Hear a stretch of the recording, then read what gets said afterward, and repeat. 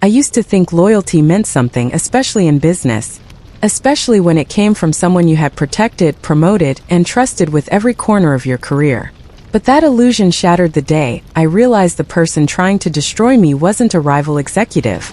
It was my best friend. My name is Kendall Reeves, and until last year I was the youngest VP at Halverson & Myers, one of the most competitive management firms in New York. I had worked there since I was 23, grinding through late nights, earning clients that nobody wanted, cleaning up other people's disasters, and carrying more stress in my shoulders than my therapist said was physically possible for one person. But I loved that job. Correction, I lived for it. And the person I believed was always in my corner was Evan, my closest friend of 10 years. We started as interns together. We used to sneak into conference rooms after hours, pretending we were already executives giving million-dollar pitches. He always said, "Kendall, one day we're going to run this place." We made a pact. We rise together. We win together. But one day, I woke up to the painful lesson that some people only support you when you stay beneath them.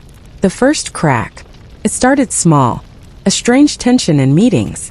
A weird silence when I walked into rooms where Evan already was. A few emails I was mysteriously left out of. I brushed it off. Stress. Overwork. Bad timing. But then my biggest client, one I had built from scratch, pulled me aside after a quarterly meeting.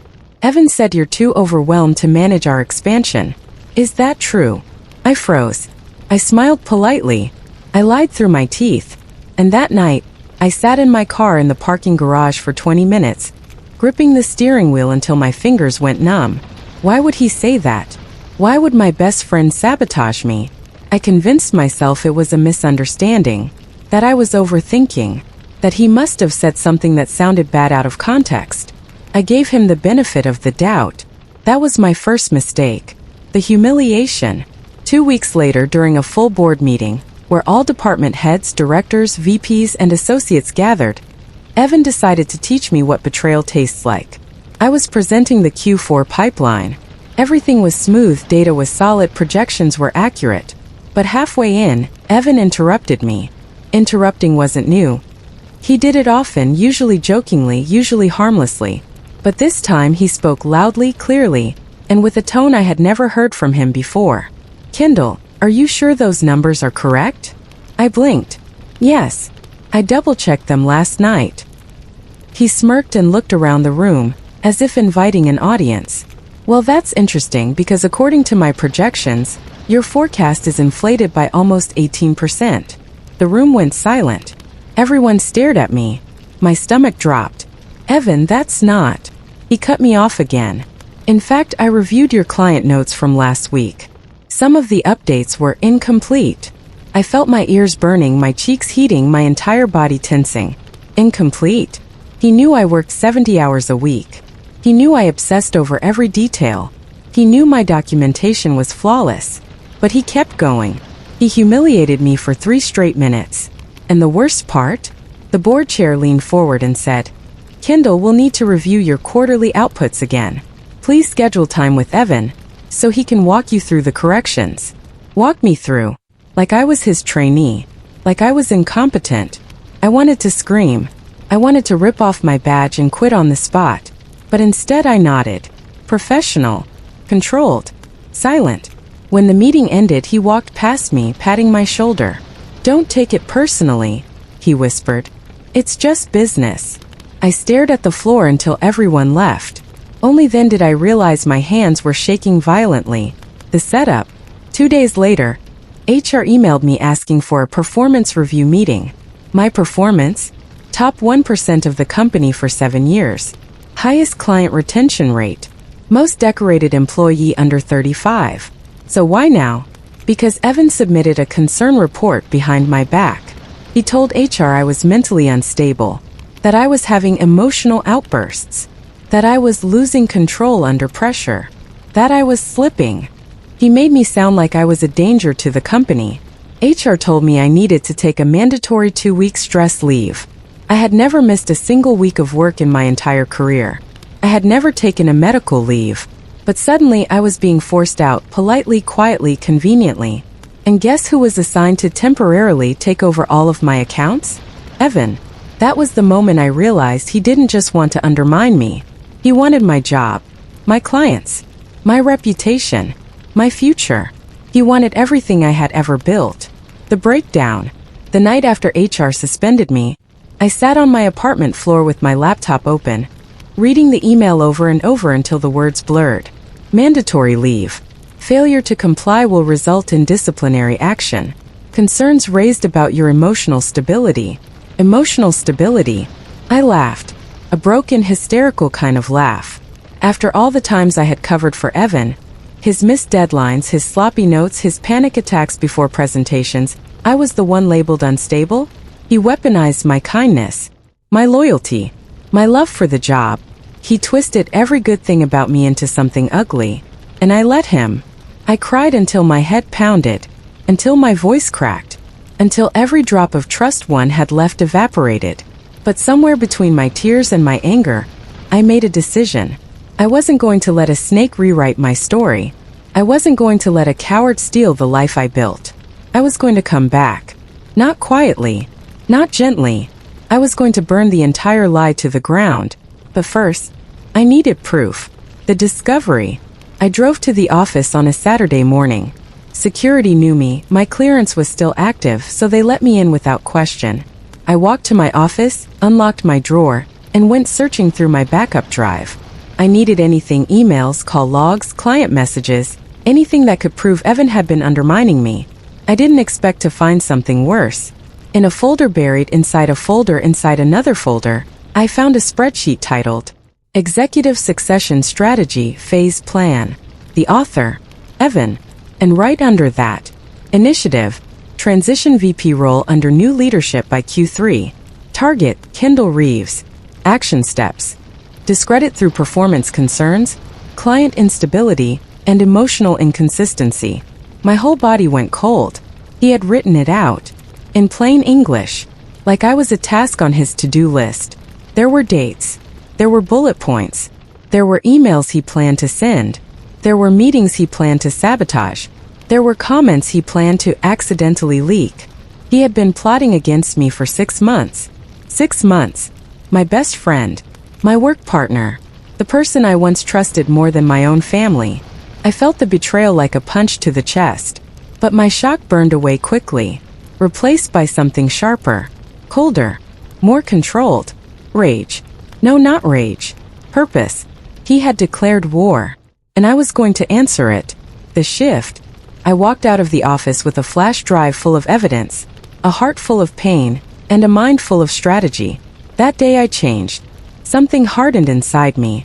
Something focused. Something dangerous. The Kendall who believed in fairness died in that office. The Kendall who emerged was someone else entirely. Someone Evan never saw coming. I wish I could say I handled myself with dignity, but the truth is, I walked back into my apartment and collapsed to the floor. I cried in a way I'd never cried before. Deep, painful, humiliating sobs that shook my whole body, because for the second time in 3 days, I had been played, used, lied to, and this time by the man I had spent 4 years loving. The betrayal I never saw coming. The next morning my phone buzzed. Jeremiah. I stared at the screen. Jeremiah. Please. Let me explain. Explain what?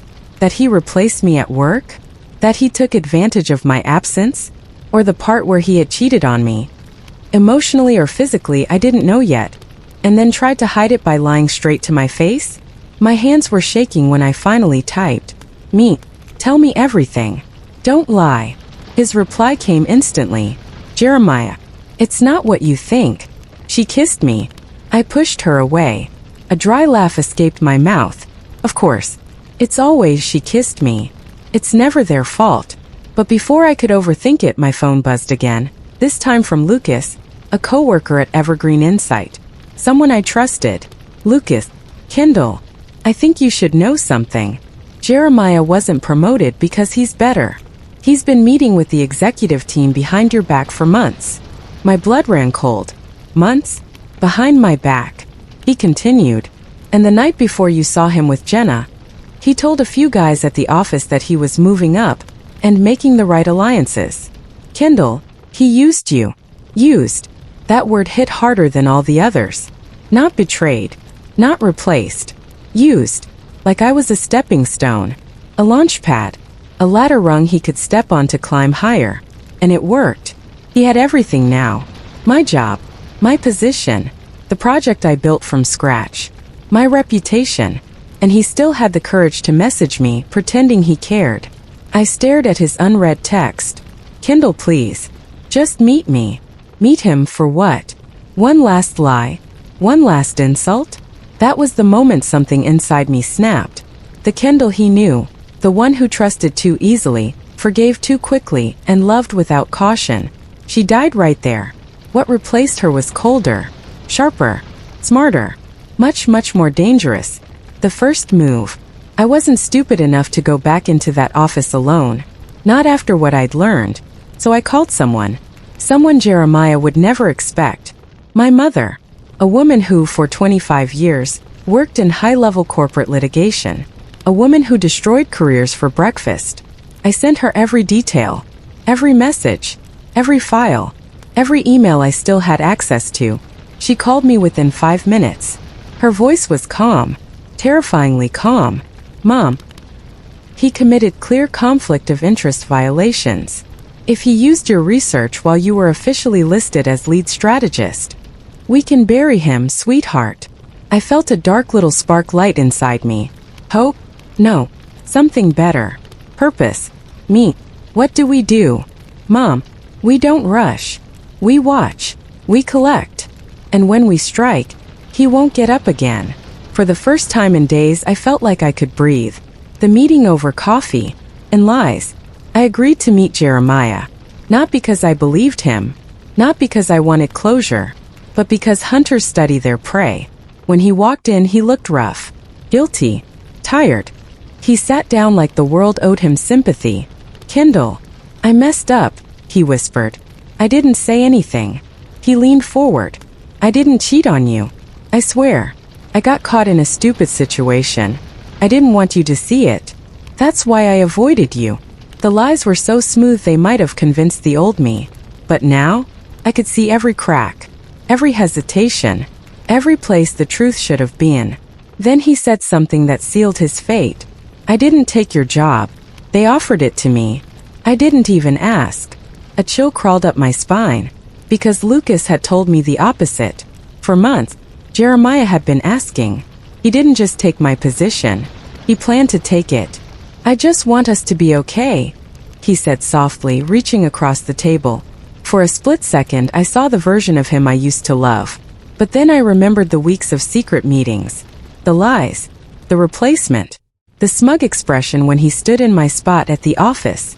And instead of taking his hand, I stood up. We're done, I said. But this isn't. He blinked. What do you mean? I smiled politely. Almost sweetly. You'll see. I walked away, leaving him confused. Good. Let him wonder. Let him think I was heartbroken, emotional, impulsive.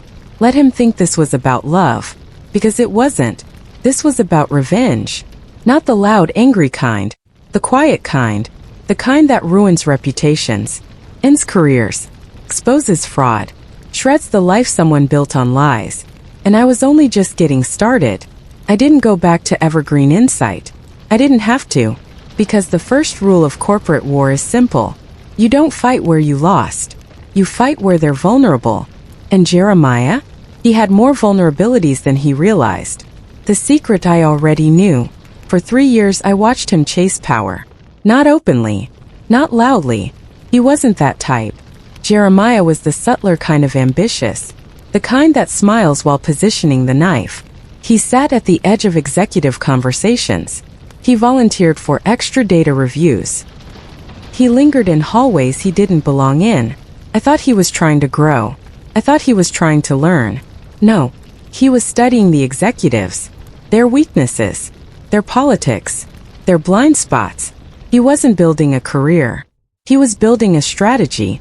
And now that I had stepped aside, now that I wasn't there to block him, he finally had what he wanted. But what he didn't know was this. He wasn't the only one who had been watching. The first move, information. Mom didn't waste time. By Monday morning, She handed me a list of everything Jeremiah had touched in the last 6 months, unauthorized access to my private project files, crediting himself for my frameworks, internal documents with metadata showing my research was used without permission, a chain of emails suggesting he'd been positioning himself for my role long before our breakup. To a normal person it looks sloppy. To an attorney like my mother it looked like leverage. Real career-ending leverage. She leaned back in her chair. Mom, he's built his entire promotion on intellectual property theft. He dug his own grave.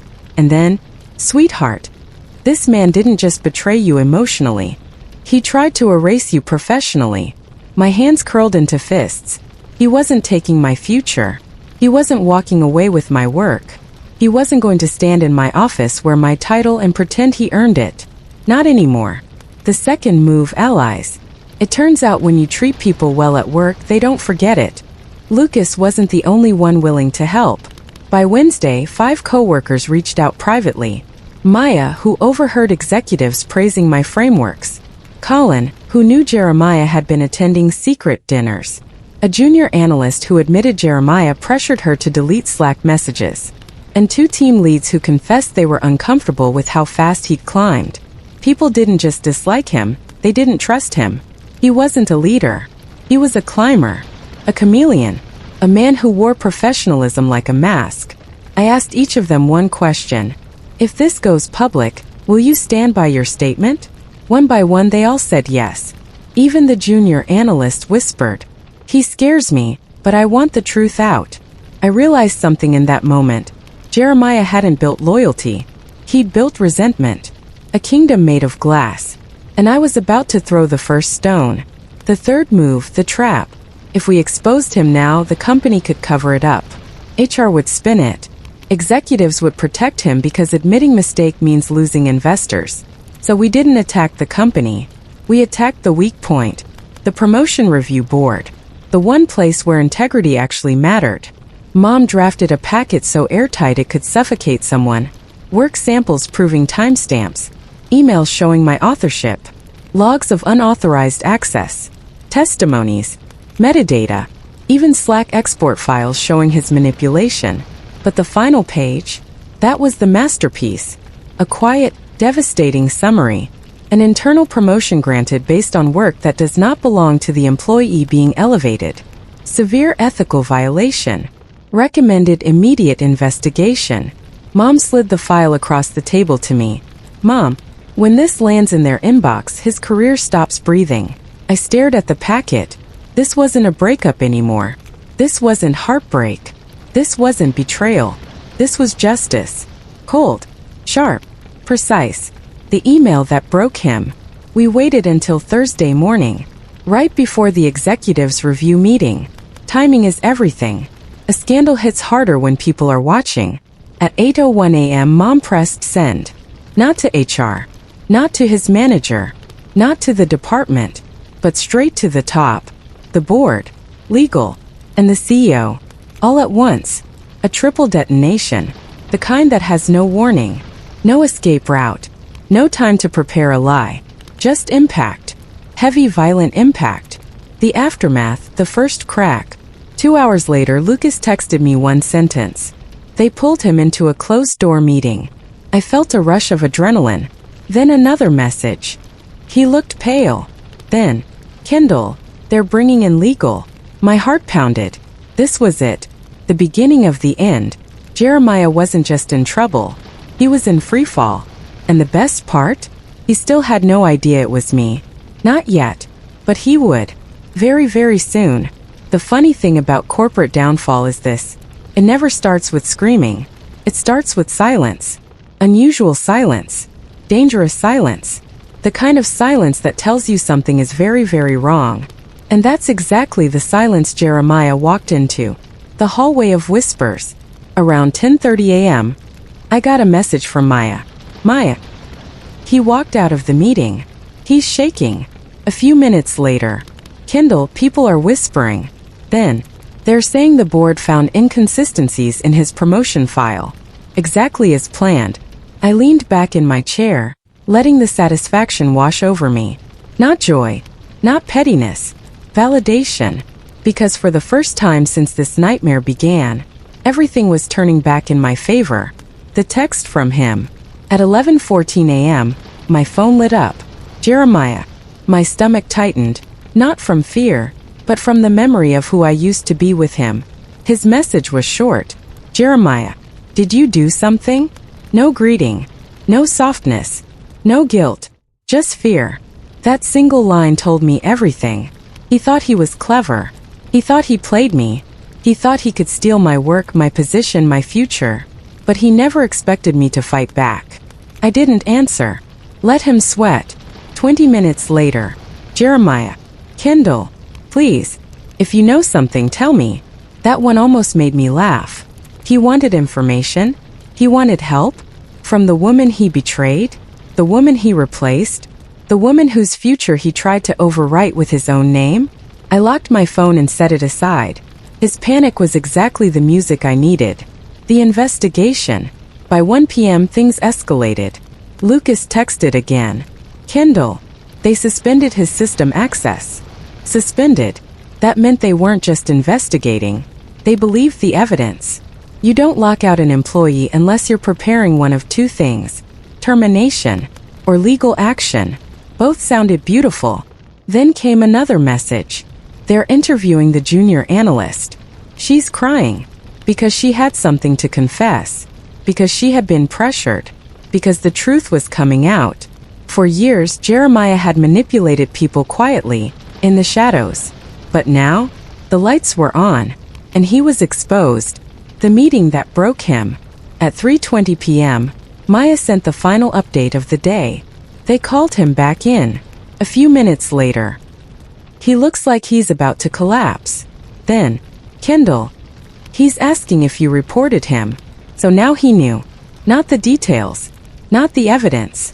Not the strategy. But he knew I was involved. Good. I wanted him to know. I wanted him to feel that moment, the realization that the woman he underestimated, ignored, lied to, and used, was the one holding the knife now. Not out of vengeance, but out of justice. The call I didn't expect. At 5:02 p.m. my phone rang. Not a text. Not an email. A call. From an unknown number. I almost ignored it. Until the voicemail came through. I pressed play. And I froze. It was Jeremiah. His voice broken. Unsteady. Full of fear. I'd never heard from him before. Kendall, please call me back. Another breath. I think I'm going to lose everything. Another pause. I never wanted to hurt you. I swear. I didn't know what they'd find. Please just talk to me. I felt nothing. No sympathy. No sadness. No softness. Just a steady, grounded strength. Because finally, he was facing consequences. Not for breaking my heart, but for breaking my trust. My work. My career. My future. This wasn't karma. This was strategy. The message I sent. After listening to the voicemail twice, I typed a single response. Me. Good luck. No threats. No warnings. No explanations. Just a gentle, calm confirmation that yes, this time he wasn't controlling the narrative. I was. The night before the final blow. As the sun set, I sat by the window watching cars move through the city. Tomorrow they would finalize the investigation. Tomorrow the board would decide his fate.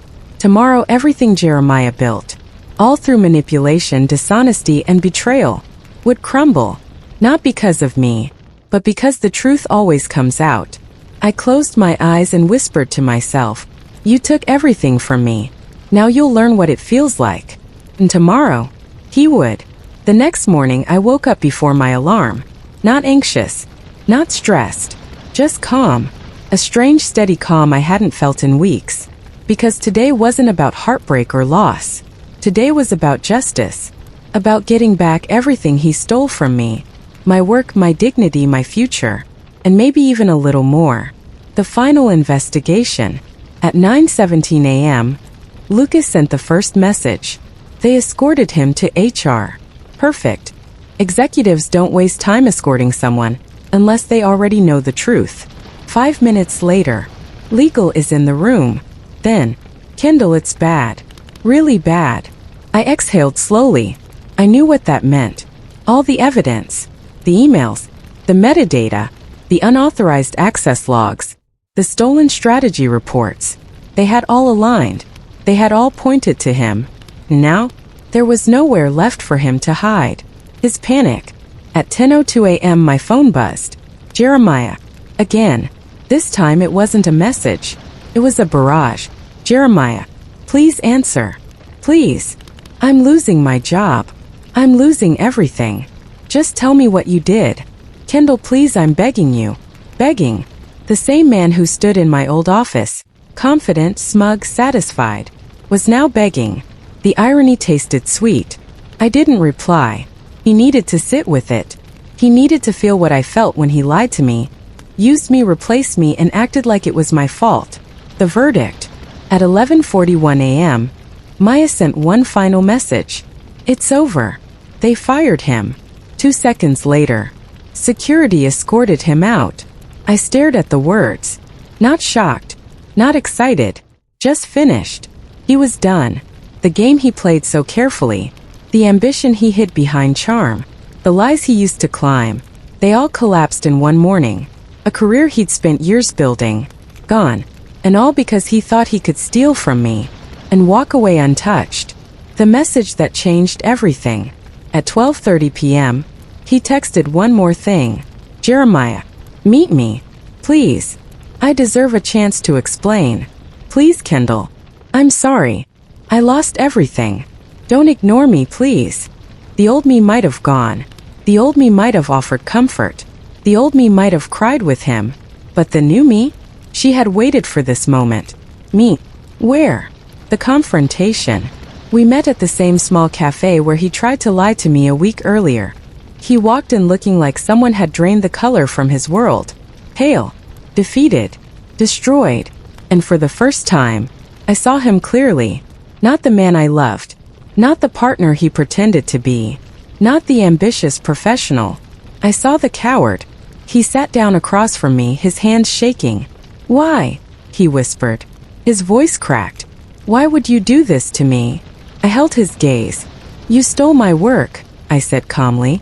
And you lied about it. He swallowed hard. I didn't mean. You didn't mean to get caught, I corrected. He froze. I leaned in. You targeted my promotion. You accessed files that weren't yours. You took credit for my strategies. His eyes filled with tears. I thought if I got promoted, I could give us a better life. I almost laughed. Us? There was no us in your plan, I said softly. Only you. He rubbed his face, trembling. They fired me. I can't get another job after this. My reputation. Your reputation is a consequence, I said. Not my responsibility. His eyes widened. That's when he asked the question I'd been waiting for. Kendall, did you do this? I smiled. Not out of spite, but out of strength. I exposed the truth, I said. What happened after that? You did to yourself. He looked like the words hit him harder than the firing. Then he whispered, I loved you. For a moment, I felt something twist inside me. Pain. Memory. History. But then it cleared. No, I said softly. You loved the version of me who didn't know her worth. His breath caught. And she's gone. I stood up. He didn't chase me. Didn't call my name. Didn't defend himself. He just broke. Silently. In the same cafe where he once lied with confidence. I walked away feeling nothing but clarity. This wasn't revenge. This was closure. Real final closure. The city skyline glimmered in the early evening light as I walked along Riverside Drive. The Mississippi rolled slowly beside me. Steady, eternal, indifferent. And that's when I realized I was free. Not just from him. Not just from betrayal. But from the fear, the doubt, and the endless weight of proving myself to people who never deserved my loyalty. Rebirth of a legacy. 2 weeks later, the new venture, KS Advisors, was officially operational. The office hummed with energy. Computers pinged with new contracts. Teams collaborated seamlessly, finally unburdened by office politics, nepotism, or deceit. Reed, Maya, and the rest of the team were more than just employees, they were partners in building something real. Something that wasn't tied to a family name or a boardroom power struggle. I had engineered every detail, anticipating every obstacle. But for the first time, I wasn't just executing a strategy. I was shaping my own legacy. And the satisfaction was intoxicating. Jeremiah's fall. As for Jeremiah, word spread quickly. The industry knew. The betrayal. The exposed manipulations. The public firing. Months later, I heard he had relocated, trying to salvage his career in a different city. But the shadows of his actions followed him. Clients who once trusted him refused to return calls. Former allies kept their distance. And every new project reminded him of the empire he'd lost, not because I wanted to punish him, but because he built it on lies. And that was enough. Reflections on justice. I often think about the difference between revenge and justice. Revenge tastes sweet in the moment, but it fades. It leaves bitterness. Justice lasts. Because it's rooted in truth. It's executed with intention. It doesn't need to humiliate. It just restores balance. I didn't need to ruin Jeremiah. I didn't even need to confront him, though I did. All I had to do was play the long game, protect my work, and wait. And when the time came, the universe, well, my carefully engineered universe, took care of the rest. The life I built. Now, months later, KS Advisors dominates the national logistics market. Teams thrive without fear. Contracts flow steadily. The work I loved for years finally reaches its full potential. I walk into the office every morning with a smile that isn't forced. Every handshake, every board approval, every new client deal reminds me I'm in control. And that control is freedom. Lesson learned. To anyone watching this, betrayal hurts. Disappointment stings. But you are stronger than the people who try to diminish you. Plan carefully. Protect your work. Trust actions more than words. And when the time comes, justice doesn't have to scream. It can arrive quietly, perfectly, and leave you standing tall. If you felt the tension, the satisfaction, the triumph in Kendall's story, hit that like button. Comment below with your most satisfying revenge story or moment of justice you've witnessed. And don't forget to subscribe for more emotionally charged Reddit revenge stories like this one. Remember, the smartest revenge isn't loud. It's patient, calculated, and inevitable. And when it comes, you'll know it.